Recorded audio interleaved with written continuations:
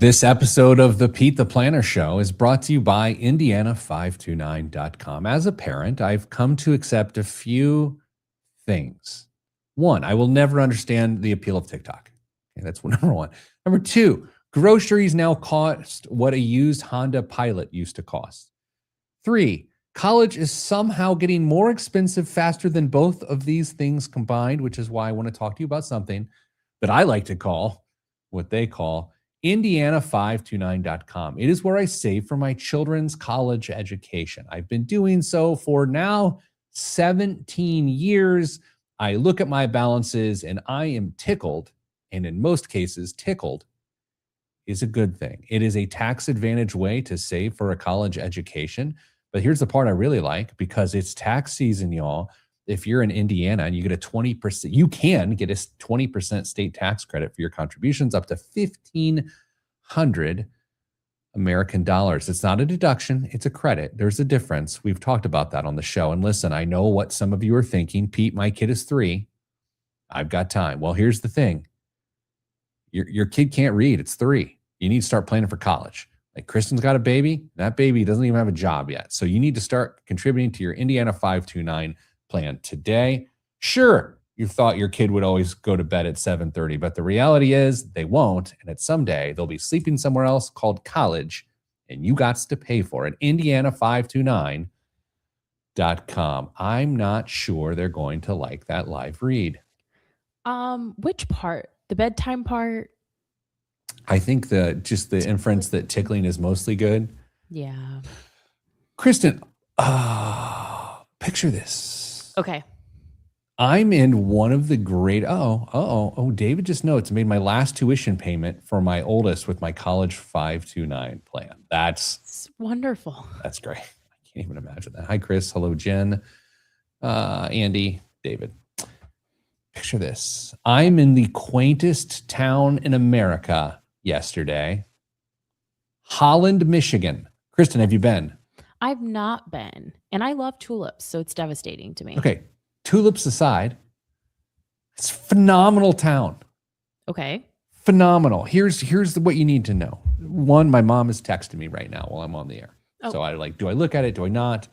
Number two, it's beautiful. It's clean. The main street is like awesome, and great restaurants, amazing shops that I want to eat. You know, sometimes Main Street's got a bunch of shops, but they stink. I mean, I don't mean like from an olfactory sense. I just mean like I wouldn't buy anything in there. Yeah, that's fair. So these are some bougie shops, which I like, right? So they're good shops. Anyway, so I'm there. I'm speaking to the local Sherm group at this great place. And so before me, the nonprofit being featured at this meeting, about 100 people there or so, was the local Humane Society, right? Oh. It was called something else. I don't know what it's called. Sure. I mean, I should know. This lady did a very nice presentation about like what they do and all of this, and she's got slides. Okay. So I'm reading the slides and they're talking about what they do, and there was a phrase on the slide that has captured my attention. Oh boy. And I couldn't contain myself. Like I couldn't even, during my presentation, I couldn't think, Kristen. You were that messed up about it? Yeah, I'm still messed up about it. And I want to share this, and you will understand this term. Okay. Because of what your special friend does for a living. I believe you'll understand this. Maybe not. I know nothing. Okay. So the term on the slide was kitten husbandry. Okay. And so I'm going kitten husbandry, and I'm thinking to myself, well, I don't know what that means, but what I think it means is much darker than what someone would put on a slide. What does let's not talk about what I think it means, but I can tell you what it does mean. Okay. It's a fancy way of saying how to properly care for and raise kittens. What? Yeah, that's what it is. It's called kitten husbandry. It's not that unusual in sort of animal health, sort of the industry of like humane society things. It's called husbandry. Interesting. I feel like I should text my best friend's a vet. I feel like I should text her and be like, "Do you know what this means?" Okay, well, you probably should. Here are the elements of husbandry. And Oh, now I'm thinking, do I also, as a husband, are these the things I'm expected to provide to my family? That's where this took an awful turn. you were worried about whether you were providing things for your family that a humane society expects people to provide for a cat? Time out. We got breaking news in the chat here. We have a YouTube commenter. So good to be with you. I've been retired for 2 weeks. Congratulations. That's exciting. A mama, 22, BG 76. Time out. I don't know what any of those words mean, but I'll say this. Congrats on the retirement. All right, so here are the elements of husbandry. Hello, Rick. Nutrition. Okay, feeding age-appropriate milk to kittens is one element of husbandry. Okay, housing and environment, keeping them warm, clean, and safe. Okay. Number 3 is healthcare, including deworming, which I do a poor job of with my family. Right? I was going through this. I'm like, okay, well, nutrition. Yeah, we buy their groceries. Housing. Yes. Yeah, we got a little bit of a leak in our roof, but yeah, we do pretty good job with shelter. Healthcare, no deworming in our house. Ooh. No ivermectin. Number 4, socialization. Yeah, we do okay there. You know, you got to get a kitten comfortable with humans, so I'm told. Yeah. And number 5, development tracking. So watching for milestones, eyes opening, walking, and weaning. We've been through the weaning. So anyway, that's husbandry for you. I didn't know. And the phrase kitten husbandry is like the world's greatest garage band name that no one's ever chosen. Yeah, I did not know that was a term that I should probably know as someone who lives in the middle of nowhere. Can you make me a promise? Just like, first of all, I'm going to ask that you make me a promise, but I'm going to ask you to promise the promise before I tell you what the promise is. Can you make me that promise? All right. Today, tomorrow, and Sunday, in the midst of conversations with your kin, can you please bring up kitten husbandry? Yeah. Yeah? Yeah. Okay. Yeah, you want me to be really serious about it too? Yes. Okay. Yeah. Report back. Okay. Great show, Top. Oh, Dame's on vacation. Dame sent Chris and I don't even know how to go through this. I don't know if you can. Well, I think I can, but I feel like we should wait for him to get back because it's such a good story. Like, it could be the cold open to the show next week. It's so good. Truly. All right, Dame saw some stuff. So, and we have picks. Don't set it up like that. I don't want to jinx this, but I'm really excited for TSA that they're going to start hopefully getting paid soon if the House can agree with what the Senate did, and then if President Trump can sign that. Like, you know, you walk around societally with sometimes guilt for others. I feel so bad for those folks. Mm-hmm. I feel bad for them on a regular basis. You know that your Moneyline team is going to a food pantry. This is different than food panty. Yeah. And we're doing that this afternoon as a team. And I read an article just this week that more TSA workers are finding themselves in food lines.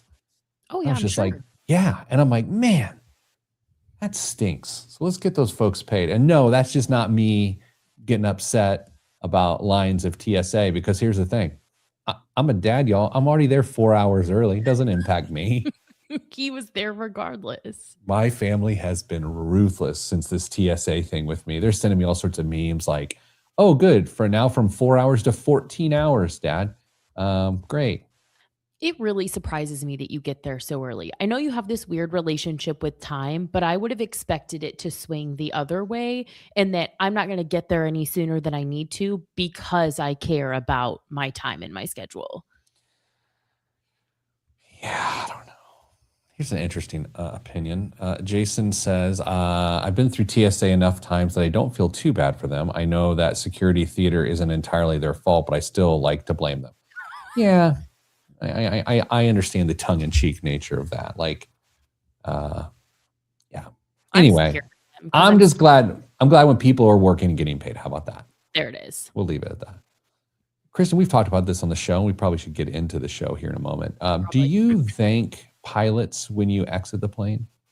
No. And I think the last time you asked us that was when there were there were like back-to-back aviation incidents. Sure. And I said, not normally, but maybe I should start. Yeah. Yeah, I don't. Well, actually, that's not true. I think when I exit the plane, there's usually a couple flight attendants at the front and then a pilot. I feel like I do, actually. Yeah, okay, just checking. No clapping. No. No clapping. And when you get pulled over and you get a ticket, do you thank the police officer when they walk away? No. Okay, just making sure. I don't either, but sometimes I slip. But it's been a while. Knock on train whistle. Okay. It's the only real wood I have in this office. Let's do the show in 3, 2, 1. This week on the Pete the Planner Show, we answer your money questions. Here's how the show works. You email us, Ask Pete at PeteThePlanner.com. That's Ask Pete at PeteThePlanner.com. And we're going to turn your question, your query, into an entire syndicated radio program, podcast, and video live stream. Joining me often and today is mother of Maggie, Kristen Elanius joins us. Hello, Kristen. Hello, Pete. Damian Dunn is on a beach. So jealous. You know, a bald man on a beach with as fair-skinned as he is, he's jealous of us. That's true. That's probably so true. I've been indoors. Yeah. I would not want to switch places with him with all the sand and chafing and whatnot. Let's move on. Hi, Pete and Kristen and Dame. My spouse and I recently... Time out. I am reading an email from an emailer. Oh, thank you for the clarity. I just kind of worked into it and realized that I didn't get there. Here we go. Hi, Pete and Kristen, and Dame. My spouse and I recently moved into a larger home, and after feeling pretty cramped in our old space for a long time, we are feeling a little bit better now. We have a growing family, and this move made sense for how we want to live day to day. Financially, we're in a solid position. The payment fits comfortably in our budget. We're still saving, and nothing about the move puts us in a risky spot. But even knowing all that, things just feel different. Not bad, just heavier in a way I didn't fully expect. There's a new level of awareness around our monthly expenses, and it feels like we're still adjusting to what this new normal looks like. Is this just part of stepping into a bigger financial commitment? Do most people go through this kind of adjustment period after upgrading their home? Is there anything we could have done or still do to settle into this new normal a little more comfortably? Thank you, Bobby. Kristen, I love this question because it really puts into words what a lot of people feel. When something good happens, on the other side of that good, the other side of that goal accomplishment is, wow, okay, now we got to do this. It's so real. And I admit out of the gate that I have so much bias toward this question. I love this question because I feel like I just lived this not many months ago, and to some degree still with like adding on daycare and things like that. But I think it's so real when you go through big life transitions to then have to learn how to adapt to what that looks like financially when the dust settles. So I'm glad that they wrote this in. I think it's applicable to a lot of different situations. I think there's a lot of different ways to think about this. I think one direction I want to go is I just want to go with the math someone does before they pull the trigger on a big decision, right? So I don't know, Bobby. Bobby lived somewhere before they moved into this place. So let's just assume that they lived in an apartment or a house, but something smaller that they could handle and they were able to handle over time. Kristen, that is what is called a habit. They got used to it. Mm-hmm. Yeah, I would say was there a question in that? I don't know. I nodded. I wasn't sure where you wanted me to pick that up. Yeah, I nod punctuation now. Oh, okay.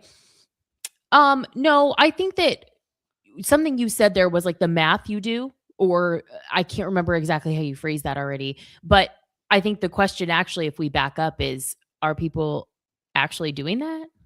Oh, well, okay. Well, I didn't. New question alert. I gotta find a sound for that. All right. So, Kristen, I believe when people are like, okay, we're in this house now, we need to go get a house because we're going to start a family or whatever it is. Mhm. Um, I believe it starts with a dream, and then beyond that is math. I think math is. Are you saying people know math? No. What? I don't think that people do the math really. I think they might say something. Okay, I guess it depends on your definition. I think the way this goes, generally speaking, is hey, we need more house. Okay. Hey, this is what we pay now. Yeah, The bank said we can afford this much. it's math. Seems good. Yeah. I think that's the beginning and the end. I don't think that's real math. Okay. Well, I don't want to I would love to say how I think it should go, and then it probably stops short of that, right? So you start where you're going, Okay. then you say, here's what I think we can afford. But where it usually breaks down is the person makes the payment difference, but then they don't account for all the utilities difference, the maintenance difference, the furnishment difference. And so even with that emergency fund, even if they have it in a good spot, it instantly takes a thousands of dollars hit in the form of we need plantation blinds. Do people still buy plantation blinds? And are they still called plantation blinds? Probably not called that. And I don't know. I think millennials have curtains. Oh, that's so annoying. Sorry. Wait, you're a millennial. Right. I don't have blinds You're in my house. so annoying. I'm sorry. We have some curtains in lieu of 2-inch blinds, which are called plantation blinds. So, Kristen, I think part of this too is the aspirational nature of progress. It's like, okay, we figured out this house. It's a condo, whatever. It's a small thing. It's got a couple bedrooms. Now we need something with more bedrooms, with more square feet. We are doing it. And then you do some math, and then you get approved for the loan. You make it through the inspection and closing. You move in, you order pizza, your college friends are there. They've gotten heavier. I don't know. I'm sorry. And then 30 to 45 days later, you're going, oh, no, right?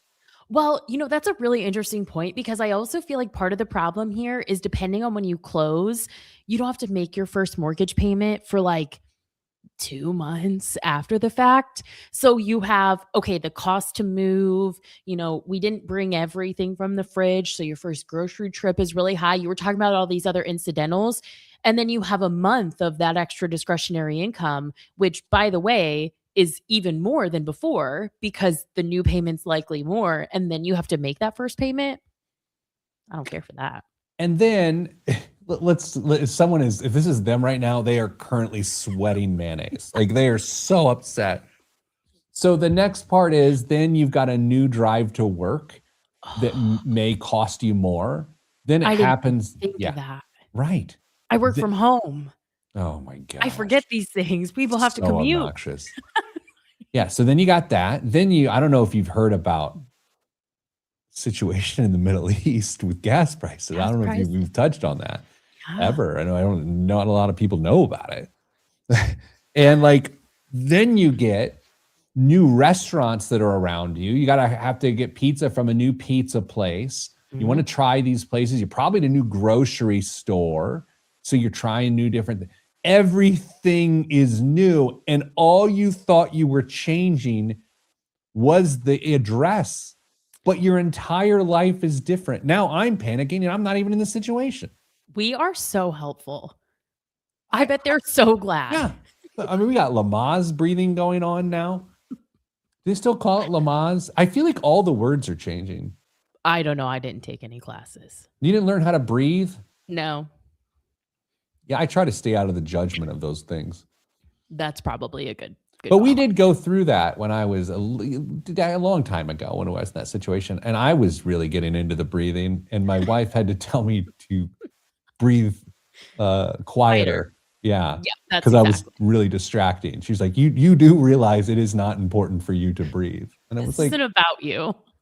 I do believe it's important for me to breathe. All right, let's do this. Let's take a little bit of a break. We're going to come back and we're going to talk about like, what is this a person supposed to do? Because there's no doubt anxiety is high and it's going to probably go in a little bit higher for the next 6 months or so. So how do you put together a plan after the big purchase to feel better soon? That's all next on the Pete the Planner Show. I'm Pete the Planner. Oh, we've calmed these people down. We're so good. See, Jeremiah, the boss hog of liberty, just said, Pete just convinced me to keep my house and my 2.75% note. Note? No. What are you, 94 years old, Jeremiah? Oh, I've got a bank note. Your note. I think the average rate this morning was like 6.8%, Jeremiah. So Does anybody want to hear me complain about the economy? Like, I'm just like, no, just trying to no. I think we all know, Peter.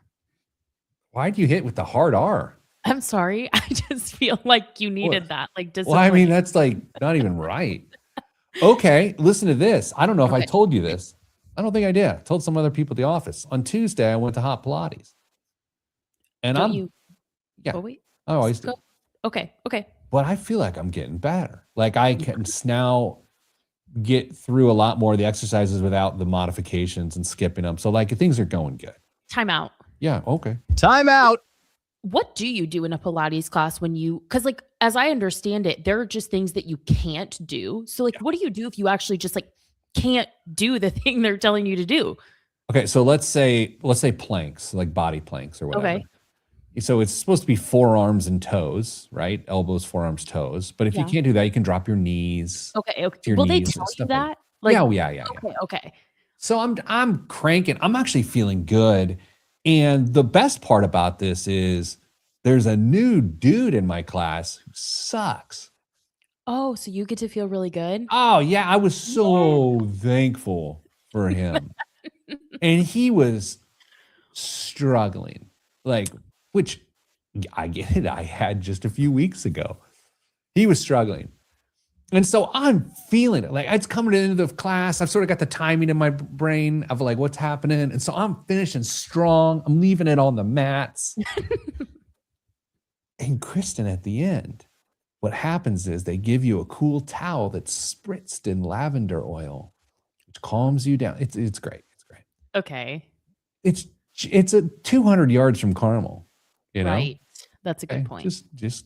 So the instructor, I would call her sensei. What do you call a Pilates instructor? I don't think that's it. I fear that's more yoga. There was a slow kick at one point, so it felt like it could be called the dojo. Okay. She lays the towel on my head and she goes, "That was amazing." And she's been my instructor the last 3 weeks. And so I was like, oh my gosh. And I'm thinking, I can't wait to tell Chris about this, tell my wife. Like, I want everyone to be proud of me. And then she puts the towel on the guy who's terrible. No. And she goes, "That was amazing." And I was like, no, it wasn't. And if his was amazing, was mine amazing? Because mine felt amazing. His wasn't, objectively. For him, maybe it was. He might have been trying just as hard as you. No, he wasn't. Oh. I mean, he might have been, but like, Chris, it was about me. Yeah, that's a good point. It does. Yep. Okay. I went from cloud 9 of like. And so quickly. I felt like my life was together. I felt moderately desirable. And then 3.5 seconds later, just bottom of the barrel. Bummer. I'm so sorry. Yeah. I mean, here's the thing. I like a sincere compliment, but when it is made to be insincere, it hurts worse. But you didn't know it was insincere. You only knew because you overheard the next compliment. I'll just say this, that I came to learn that it was insincere. Bummer. Okay, let's do the show in 3, 2, Back on the Pete the Planner show, the financial show most people go to for shows about finance. Today's topic is listener bought a new house, right? Big accomplishment, no doubt. No one's arguing that. Kristen Elanius joins me. No argument there. Big accomplishment. Huge, wonderful. Love that for them. Should feel good. Big moment, scary moment, kind of grow up moment. More expenses, so certainly a larger mortgage payment. And they emailed us sort of describing this malaise of like, I'm really nervous now. Natural feeling, Kristen, you've moved 600 times. Yeah, that is. Here's an interesting one for you. And I guess I'll start to share, and then if you care to share, you can as well. I've lived in 3 homes, each one more expensive than the last.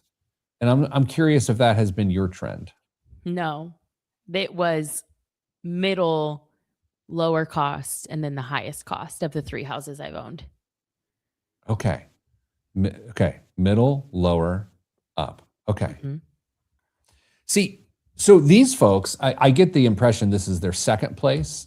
And so it's that first up. Talk to me a little bit about that. This isn't just limited to buying a home, but sometimes when people buy a car, this happens. Or sometimes when people take a lesser paying job because it's better for them and it works for them. Or someone starts staying home to raise the kids, or you retire on the day you want to retire. Like, this is not an unusual feeling this person is feeling.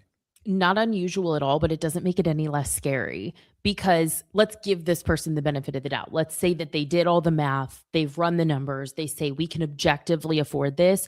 Pete, there is just something different about having to part with those dollars in real life versus having to plan to part with them on your Excel spreadsheet or paper or wherever you've done this math.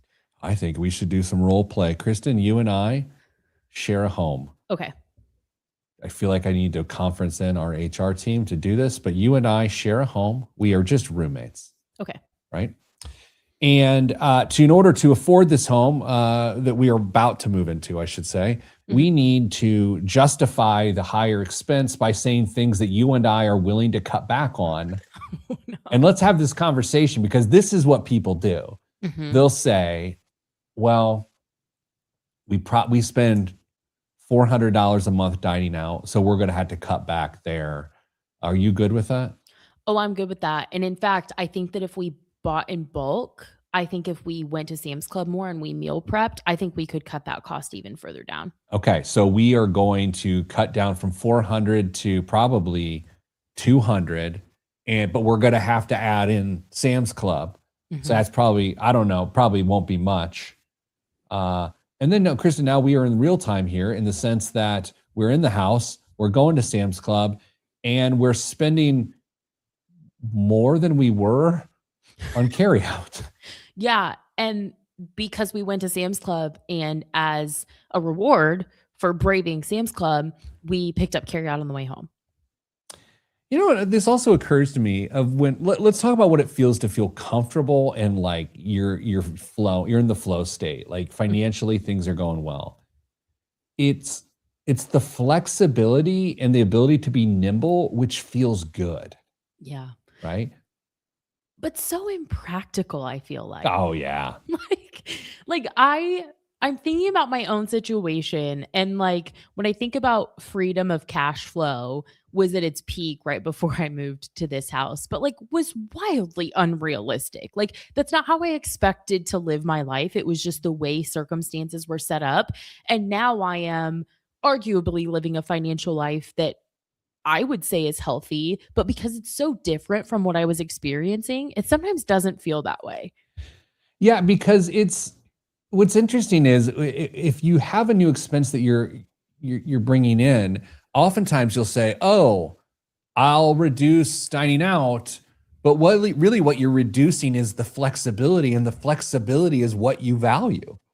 That's such a good point, and I feel like is so accurate. And I hadn't really considered that until you just said it. But I think in practice, that's what most people do is the scenario we just said where, hey, we're going to dine out less, we're going to meal prep more. It's like, well, we didn't do that, but somehow we're still making it work. How are we making it work? Oh, it's because we've lost that flexibility. And that's what's causing the worry, the anxiety, the fear around cash flow management. Yeah, and I even think like yesterday, when I was up in Holland, Michigan, I was at this shop and I found this sweatshirt that I was like, oh, my wife would love this. Mhm. So I value flexibility. I have a little flexibility in my life financially, a little bit nimble. So I bought it. And I think it's just even little moments like that are rather insignificant. Then when the flexibility starts to go away, not that it's the end of the world if I don't buy a hoodie for my wife. Such a romantic gesture, but like it starts to choke you and it starts to make you feel what do we do here? Because all these familiar feelings of flexibility and chill, they start to go away. Yeah, and I think in the home buying scenario that originally kicked off this discussion, I think it's sometimes when those expenses don't look the way you thought that they would, even if they're net neutral. So for example, maybe you moved into this house and you expected to have to paint and, replace a couple light fixtures and you want to rip the carpet out of a 90s home. But then when you ripped out the carpet, you found that you had some floorboards that needed to be replaced. And like when you changed that light fixture, you realized an electrician needed to do some other work. I think it's those dollars that even if you have the emergency fund set aside, you weren't like pre-planning for them up here. I think that's maybe where it trips people up. 2 points here. Number one, when you said that like a 90s home, I would have said a 70s home, and that's how I know we're different ages. Number two, those little trips to the hardware store early, almost daily, Yeah. 50 to $100 a pop. Oh yeah, you can't get out of Lowe's for less than $100. Yeah, and so I guess maybe what I want to know from you is what do you think a person moves into a new place? Mhm. How long does it actually take to get to normalcy? Because I know it's 30 days, ain't it? Like, what do you think what it takes to get to normalcy? I feel like I don't have a good answer for this, and it's because of my bias. Like, we bought a house that had a lot of projects, so I don't feel like I'm at any state of normalcy, and we moved into this house almost a year ago. Okay, this is interesting. So you moved in knowing there were a ton of projects. Yeah. As you considered purchasing the home and how your finances shift upon the purchase, did you somehow then budget monthly for the projects as they were going to happen? Yeah, I had in like this specific amount of money set to the side for the big things that we wanted to do. And it's like we can work down this list, and when the money's gone, it's gone. Makes sense. Well, but you're also you. You know what I mean? Mhm. Yeah, but see, that's the whole nother thing though, is like watching that balance reduce, especially when some of those projects are quite large and you have to cut a check for new windows. Like it's it's so anxiety inducing, even though that was the plan. Let's do this. When we get back from the break, let's force the new normal. Like Okay. let's create a way in which people can, whether it's they bought a house, they just bought a car, or they just started daycare expenses, or they just retired, or just sent a kid off to college and they're cash flowing, like whatever it is. Everything's different, everything's new, and it starts to feel a lot different than you imagined it would. So what we're going to do is we're going to give you a few tips. Let's call it 5 tips on how to force the new normal. Kristen, as we came up with these, which we'll share here after the break, I sort of unknowingly have done a lot of these things anytime something new has changed, and it really helps. So that's next. Tips for forcing normalcy. All that is on the Pete the Planner show. I'm Pete the Planner. Gave 6 more seconds of Johnny Cougar than I needed to. I listened to a little bit of Mellencamp last week. Look at this fella here. Brian Pinkins comes into the show. Late greetings. Hi, Brian. Gosh, it's been a while since I've just randomly run into him on the streets of Indianapolis. Are you often just like walking the streets? Not anymore. Okay. I didn't know. I told you during pre-show that Theodore's birthday is coming up, and so I'm taking him. His his best friend to Fogo de Chao for just unlimited meat. So good. And I'm doing it on the night of the Final Four in downtown Indianapolis, where the Final Four is being hosted. And I regret everything. I regret meeting my wife, that night of hugging. Everything. Like, I regret it all. Because I mean, parking and traffic, People. street closures, people. Street closures. That's what gets me. If I've got a plan and then I have to turn and I wasn't expecting to, I don't like that. I'm so like, part of me just wants to go to a butcher and buy like 7 cuts of meat and just give them a Brazilian steakhouse myself. One, that's not unlimited, and 2, no one's gonna be walking around with a giant skewer asking if you want it. So I would also go to Amazon and order giant swords. that's not the worst idea you've ever had. Let me ask you a question, and you can pass on this. Does your special man friend have a sword? No. Okay, just checking. I We've just been wanted to over- know. We've been over this. He has like a lot of toy tractors. Doesn't have a sword. Can we not call them toy tractors? That's literally what they're called. Aren't they called collectibles? No. Yeah. Okay. Well, let's continue the show. Okay. In 3, 2, 1.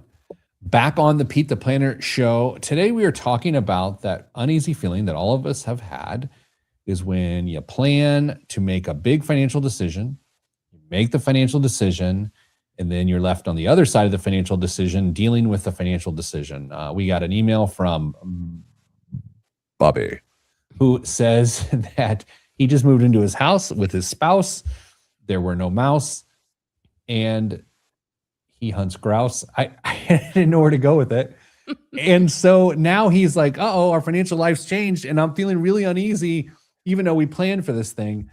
And so, Kristen, you and I have come up with a list of things to force normalcy. So that's what we're going to do. Do you want to start our list of things to force normalcy? Yeah, sure. Okay. So the very first thing is you have to expose yourself to the reality of the new spending, whatever that is. And I know that that's going to hurt and it's going to be scary, but you have to run a new normal month because you thought that the utilities were going to be this amount. You thought that, whatever other bill was going to be this amount. You have to start tracking to know what that new level of normal is, because your baseline might be off, which is just contributing to the worry, the fear, the anxiety. Yeah, I love that. And I mean, people budget obviously in various ways. They use tools, or they just look at their online checking account, or they use a spreadsheet or a napkin or whatever. But I think if this were me, I would use a spreadsheet for the first 2 or 3 months, purposefully go and pull down the cost of this and this and this and this. And the tricky part is something you mentioned last segment, is that depending on what time of the month they purchase this home, they may not have a mortgage payment for what feels like 2 months. And then that's where things can get real hairy real fast. Yeah, 100%. And I like what you said about using an Excel sheet, because in my experience, anecdotally, is when you kind of force yourself to look at those numbers, it really reduces the fear because it takes the unknown out of it. You might still have concern about how much you're spending, but there's no guess about it. And I find that for a lot of people, that provides a sense of calm and comfort. And the best way to do that is to actually be in the numbers. So pull up a Google sheet and actually start putting those expenses in there. You know what virtually everyone ignores is that double pay month in which you're still paying for utilities from your old place, and then you've somehow got to activate and turn on the other ones. Like, why does literally everyone ignore that completely non-trivial amount of money, which is generally $500? Yeah, especially the time of year. Like, we were really fortunate that happened to us in a time when utility bills aren't super high in the Midwest. But if we would have moved in the heart of winter, our gas bill was our gas and electric was like $500 2 months ago. That would have been awful. Really? Well, not Is that it that was awful, but $500? is that not a lot? I If think it's that's a a lot. ton, I think.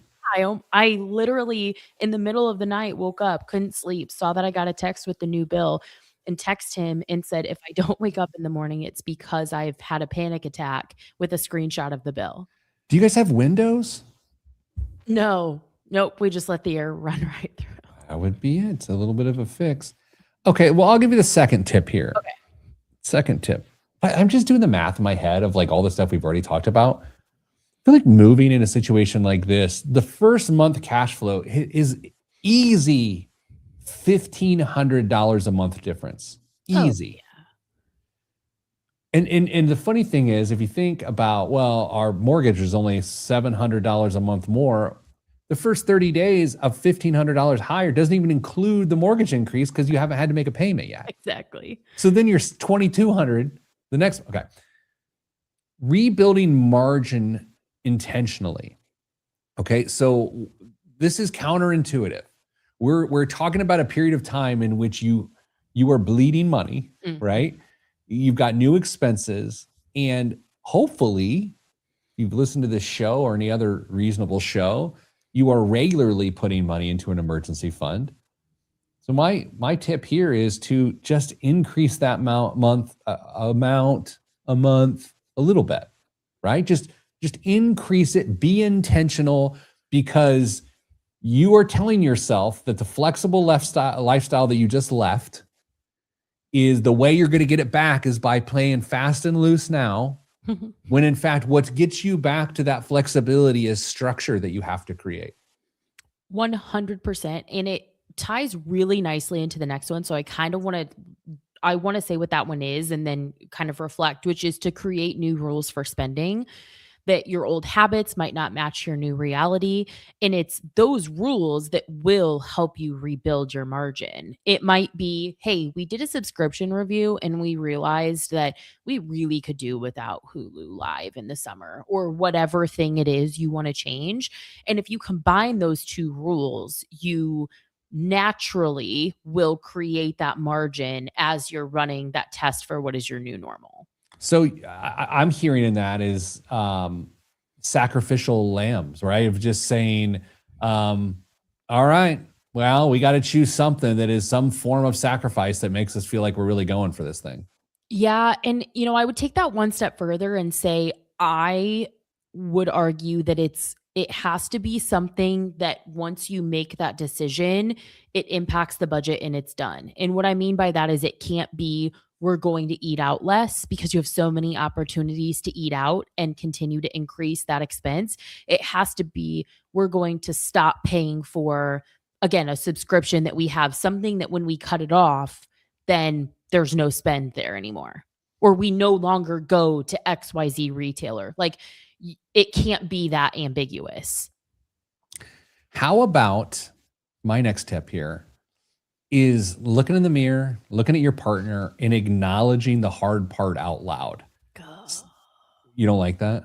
I mean, I do, but it's so hard. I'm thinking, especially through the lens of the emailer, is like, you're looking at Mrs. Planner and you're like, hey, this is really tough. We're kind of strapped for cash here right now. I think what's really tough about that is each person in that relationship deals with those words differently. Exactly. One person can get sent while the other person's finding comfort in the admission. Yeah. Especially if we don't know, I don't think we know their dynamic of like, is this a dual income household? Is there discrepancy in income that's being earned? Because that totally changes that dynamic too. So I think you have to know how to broach this conversation with your person. But I think it's a good one of, hey, this is a really hard thing. And you know what? We're doing it. Yeah, the old, we chose space over flexibility. Like we chose starting our family over flexibility. Yeah. It's hard. What about framing it through the lens of you didn't lose flexibility, you converted it to a different priority? Is that helpful, or is that just like too mechanical? I think it would be helpful for someone who doesn't want to just hear the, hey, this is really hard. That might be a better approach for someone who felt more uneasy about the first couple statements we made there. I guess the final one would be just to give it time. Yeah. I mean, you're going to need this is tough. Three months minimum For sure. to feel anything. And then 6 months. I have to be honest, though, you got to start to get your hands around it by that 3 month mark or starting at the 3rd month mark, because if you don't come 6 months, you're off the rails. Truly. If you're coming from a place of I'm not paying enough attention to it, I think you can still feel uneasy about it. But if you haven't taken steps to not feel uneasy, I would agree with you. Great. Well, here's the thing.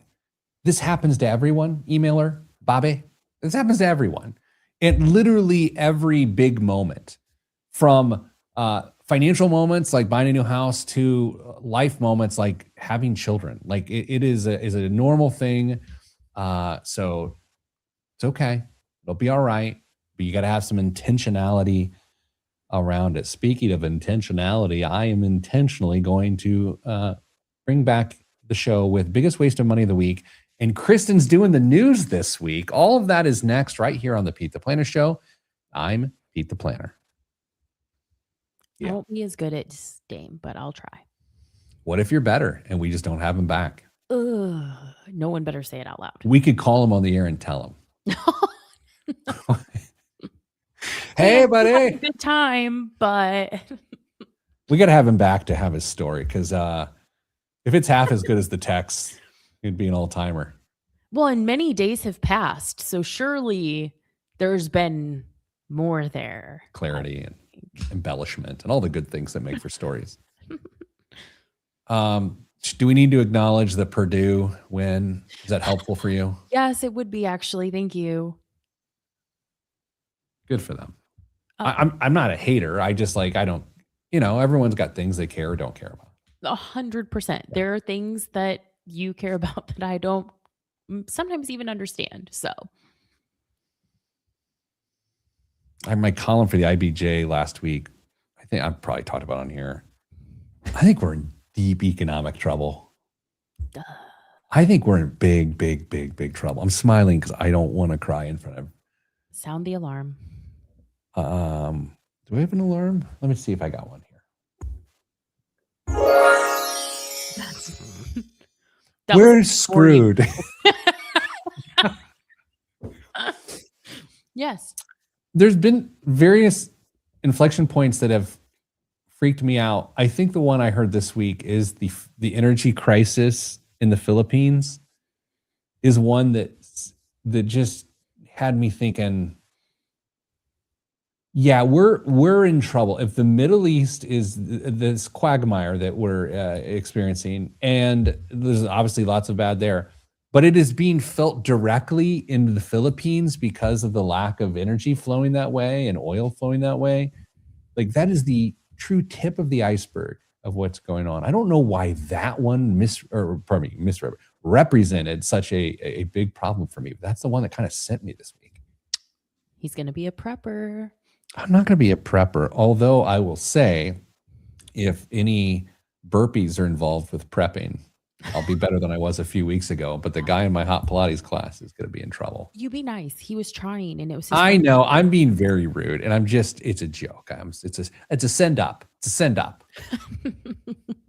What are you going to do if in 3 weeks he shows up and he's like way better than you? He just like blows your doors off. Quit. No, quit. Okay, let's do this. 3, 2, 1. This week's biggest waste of money of the week right here on the Pete the Planner Show is the vintage Raekwon Wu-Tang t-shirt. 3 decades after Wu-Tang Clan rewrote the rules of hip-hop, the artifacts from that era have become some of the most coveted pieces in vintage fashion. This faded gray group tee features the full Clan, rendered around the iconic W logo, each member labeled by alias in the bold. graphic style that defined 90s rap merch. Johnny Blaze, Maximilian, Raleigh Fingers, ODB, and more.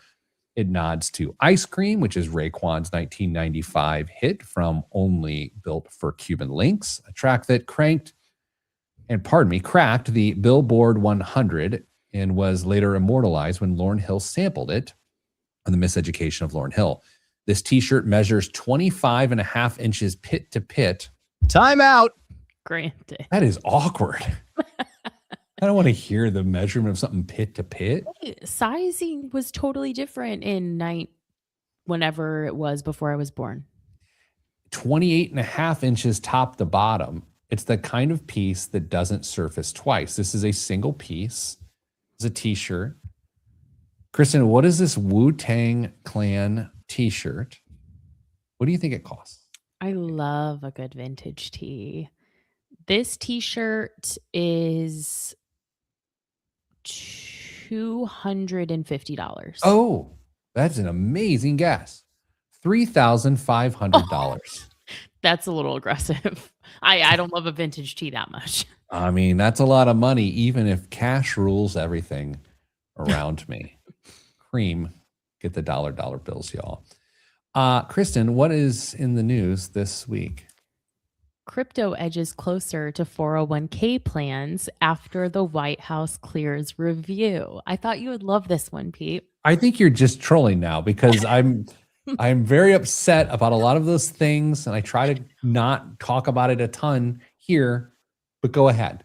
Well, I picked a few news articles that fit that mold. So, Oh, good. The White House's Office of Information and Regulatory Affairs has finished reviewing a Labor Department proposal tied to alternative assets in retirement plans. The Department of Labor is now expected to release the proposed rule for a 60-day public comment period, which typically leads to revisions before a final rule is published. This is off the back of last August, President Trump signed an executive order directing federal agencies to expand access to alternative assets in defined contribution plans, specifically digital assets, private equity, and real estate. The U.S. retirement market holds $48.1 trillion in financial assets as of September of 2025. Kristen, just to go on the record again, I think this is a horrible idea and thing. And yes, that makes me a fuddy-duddy, and it makes me pro-regulation. But man, this is a nightmare. You want me to double down? Yes. Indiana passed a bill on the 25th of February requiring certain state retirement and savings plans to offer a self-directed brokerage option that must include one crypto investment by July 1st of 2026. This would allow Indiana residents to hold Bitcoin and other digital assets inside their retirement accounts for the very first time. Why are you doing this to me? Like, I don't need this in my heart. I understand that, but I think that the conversation, one, this was passed in February in Indiana, and I actually hadn't heard about it. And I think it's important for people to understand that just because you have access to something does not mean that it is ideal for you from an investment perspective. And if you can't look at the chart of the historical prices of Bitcoin, particularly over the last 4 years, if you can't look at that chart with a iron stomach, this is not for you. This is not investment advice, but it's not for you.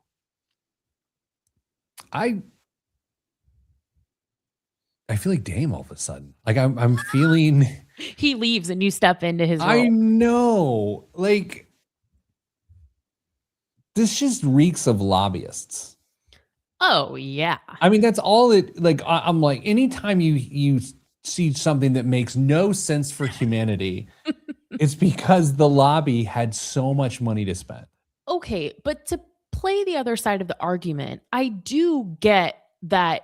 How does the everyman, so to speak, get access or gain access when investing for retirement is largely how the average American is investing, so they don't have access to these funds? I hear the argument for the other side. In practice, terrifying. I mean, I'm just tying this together with the prediction markets. I assume one of your stories is a prediction market story. Oh, I was just gonna ask how you thought. It's not a full story. It's just a quick one. Go ahead. You're Um, just really salting the wounds today. Go ahead. no. This was just I saw in one of my newsletters this morning that they called out specifically that on a prediction market platform that people were not betting. What are we supposed to call it, Pete? Buying contracts. They were buying contracts on when the DHS shutdown will end. And it seems that 87% of people think that this will be before April 1st as of this morning. So I know that you're a big endorser of this. So go out and place your bet contracts, excuse me. I don't know how I went. I oscillate between deregulation and regulation on a pretty regular day. Anyone who like actually is staunch one way, I'll never understand. Because like we talked last week on the show, the deregulation around reserves for lending institutions. Oh yeah. I mean, that deregulation right there will lead to a 2007, 2008 meltdown. Again, because that's how people pronounce it. Again, the A is long. Is A long or short when you say A? You know what I mean? The short A or a long A, it's A versus A. I don't know phonics. No one knows. What else is in the news? This story leads negative, and I'm sorry for that, but I thought that some of the follow-up was interesting, so I've included it. A record number of workers are rating their 401k. Not great. Last year, a record 6% of workers in 401k plans administered by Vanguard took a hardship withdrawal. This is up from 4.8% in 2024 and the what they called pandemic average of about 2%. According to Vanguard and then reported by the Wall Street Journal, the uptick in hardship withdrawals marks the sixth straight year of increases since 2018 when Congress made it easier to take a hardship distribution by eliminating the requirement to take a 401k loan first. The top reasons cited for taking a hardship withdrawal last year were to avoid foreclosure and eviction and to pay medical expenses. The median withdrawal amount was $1,900. What I thought was interesting in a later part of this article was that the argument was made that people are actually still collectively doing better in the amount that they're saving for retirement, but the amount of 401k plans that auto enroll is so much higher that they're still net positive, even though loans are up, which I thought was, or withdrawals rather. I thought that was really interesting. Yeah, it just shows that forced behavior, while it drives some good results, it doesn't actually change behavior. No. Right? I had a conversation with a guy this week. This is fascinating. I've never heard this before, ever. Okay. He had an employee go to him and say, I want to quit because I can't access my 401k. And when I quit, I'm going to cash in my money to pay for my kids' college. And then I want you to hire me back. Would you do that? What? And right. Like I've never even, I don't know how I've never heard that, because that sounds like more I don't know. Does that blow your mind? That person saw that on a TikTok. Oh, that's so true. Ways to fund your kids' education.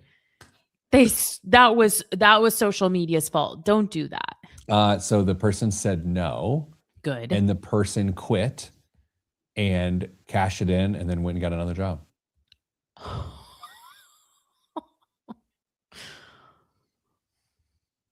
Social media is awful. Speaking of, since it is, all I'm going to do is offer good vibes. And I'm going to send them to you because it's all that's in the budget. I'm Pete the Planner, and this has been the Pete the Planner show. Isn't that crazy? Is what crazy? That story? Yes. Yeah. Oh, can you hear my kid screaming? No, but I'd like to. She just woke up. Oh. Literally on the nose. Go get her out of the drawer. Not yet. She needs to learn how to self-soothe. Oh, boy. It's modern parenting. It is. When I was a kid, my parents they bought an ant farm and I don't know. I couldn't think of anything. Okay. Well, we did this. Dame's back hopefully next week with a good story. And we'll do that then. So, Chris, thanks. Hope you have a good weekend and enjoy asking people and talking to them about kitten husbandry. Oh, yes. I will report back. And by the way, with the comments I made about the guy struggling at Hot Pilates, while arguably was true, I'm totally joking about judging him for it. Like I'm just being funny or trying to be funny. Or anyway, thanks everyone. Stay getting